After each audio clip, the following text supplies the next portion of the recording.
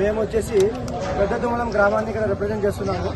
మాతో పాటు చుట్టుపక్కల 10 గ్రామాల వాళ్ళు కూడా ఇక్కడికి రావడం జరిగింది. సమస్య ఏంటంటే గత 10-15 సంవత్సరాలుగా మా ఊరిని మండలం చేస్తాము అనేసి మమ్మల్ని మభ్యపెట్టి మర్చిపోయేలా చేస్తున్నారు.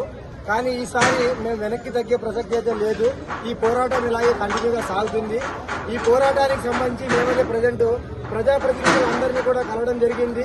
ఈ పోరాటాన్ని ఉధృతం చేస్తాము. ఖచ్చితంగా మా పెద్ద తుమ్మలం గ్రామానికి అన్ని అర్హతలు ఉన్నా కూడా అన్యాయం జరిగింది. ఈ రోజు అన్యాయం జరిగితే చూస్తూ ఊరుకుని పోయే రోజులు అయితే పోయినాయి.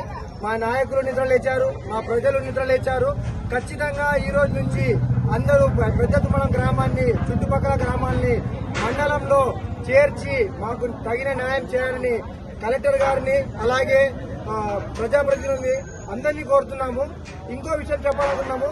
మేమే అడిగేది అన్యాయంగా ఏమైతే అడగట్లేదు. ఇక్కడ మా ఊరికి అన్ని అర్హతలు ఉన్నాయి. 3 ఎలిమెంటరీ స్కూల్ ఉన్నాయి, పెద్ద ఆసుపత్రి ఉంది, జెడ్పీహెచ్ హై స్కూల్ ఉంది, దానికి పీఎంసీ కింద 12+ కూడా అర్హత వచ్చింది. ఈ సమస్యలు ఇవి ఉన్నా కూడా మమ్మల్ని వెనకదోస్తున్నారు. ఇవన్నీ కూడా ప్రజలు గమనించాలి. ఆదోని జిల్లా కావాలని కూడా మా ఆకాంక్ష. ఎందుకంటే మేము ప్రతి చిన్న పనికి ఆదోనికి రావాలి, లేకపోతే కర్నూలుకి వెళ్ళడం జరుగుతుంది. ఇవన్నీ సమస్యలు దయచేసి ప్రజాప్రతినిధులు, అధికారులు అందరూ గమనించి మా గ్రామానికి మండలంగా ప్రమోట్ చేయాలని కోరుతున్నాము. అలాగే ఇక్కడికి వచ్చిన మా చుట్టుపక్కల గ్రామాలకి ఏదైతే సపోర్ట్ చేయడానికి మాకు వచ్చారో వాళ్ళందరికీ కూడా నేను ధన్యవాదాలు తెలుపుతున్నాను. రేపటి రోజుల్లో కూడా, వచ్చే రోజుల్లో కూడా వాళ్ళ సపోర్ట్ మాకు కావాలి, చాలా అవసరము.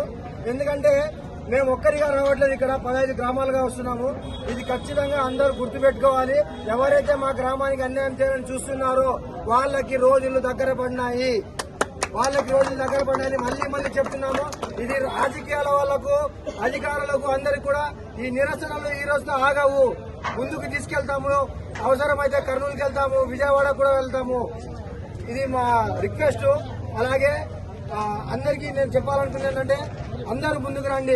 ప్రతి గ్రామం వాళ్ళకి కూడా మేము మీ సమస్యలు మా దగ్గర తీసుకురండి, మీకోసం మేము పోరాడతాము. మా గ్రామం కాకుండా మా గ్రామ సమస్య ఒకటే కాదు, చుట్టుపక్కల ఏ గ్రామానికి సమస్య ఉన్నా కూడా మేము ముందుకు వస్తామని మీడియా సమావేశంగా నేను చెప్తున్నాను. ధన్యవాదాలు.